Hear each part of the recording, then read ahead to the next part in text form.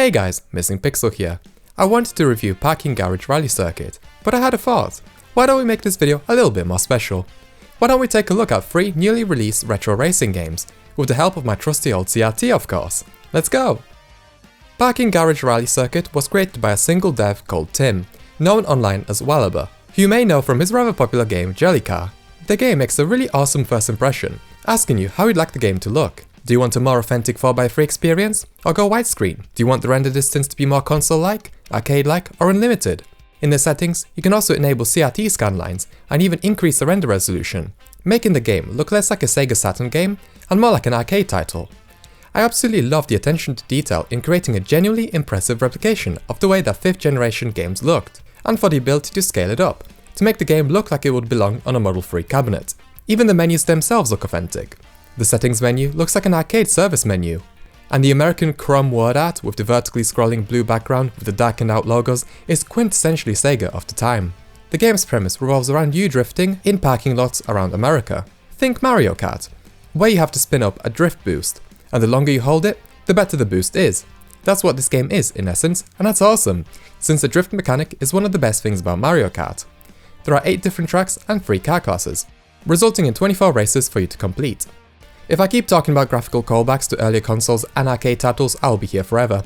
So the last thing I'll say for now is that the game is internally rendered at a very low resolution, and features a lot of dithering to fake transparency like the Saturn did. Sadly, this looks a bit crap on the CRT, resulting in a lot of rainbow banding.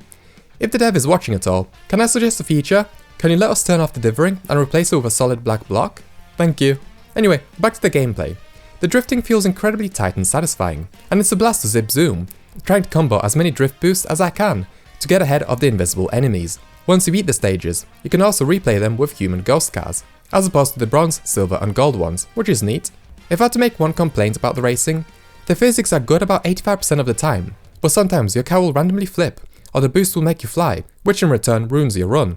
The levels have a lot of variety from one another, and each have a gimmick, reminding me of Sega Race TV in that sense. One stage has boulders and tree trunks that fall onto the stage, a rather large annoyance, but after a few restarts, you end up memorizing where they will land so you can avoid them. That's the really smart way that the dev has increased playtime, from only 8 tracks. Some of them really do take a lot of memorizing. In another track, the lights go out, and you only have your headlights to rely on. Since you cannot see the signs until you're up close, I struggled for the first dozen restarts or so, but now I can beat the stage no problem. Really, the only stage that I think is poorly designed is the Seattle one. I ended up crashing into the barrier separating the track easily about 20 to 30 times, killing my time. And the parking toll booths at the second lap start moving, and sometimes they are all closed.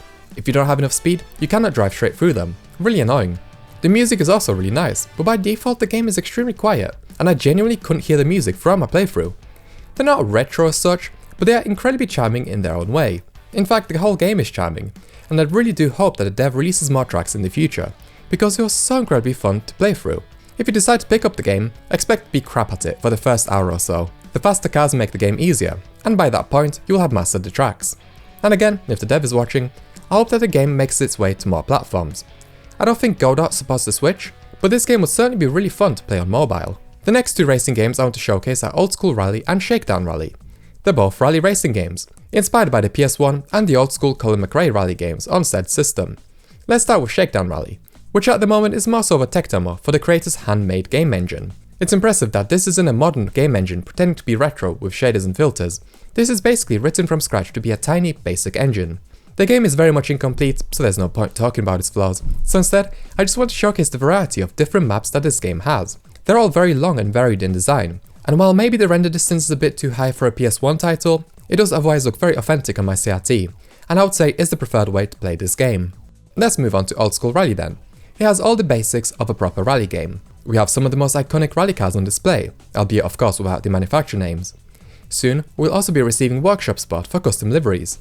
We have proper pace notes, terrain and location variety, a damage system, and continuous updates from the developer while the game is still in its early access stage. Since again this game isn't complete yet, I don't want to be too harsh on the game's negatives, but despite the basics being all there, the game is a little boring to play.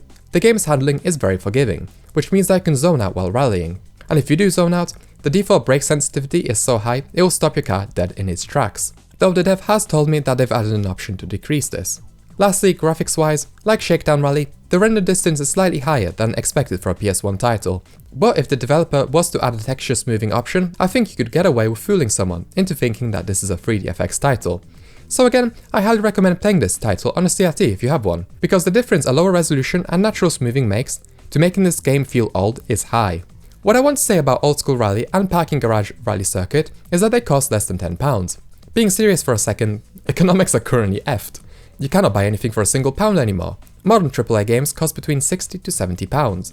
The games featured today cost less than a Domino's pizza, so why not pick them up? They're simple, inoffensive in gameplay, and will last longer than a Domino's in your stomach. Before you think too much about what I just said, let's end the video off here. This is very likely a part 1, as it looks like the retro racing games just keep rolling in, so make sure to hit subscribe so you don't miss a potential part 2. Cheers!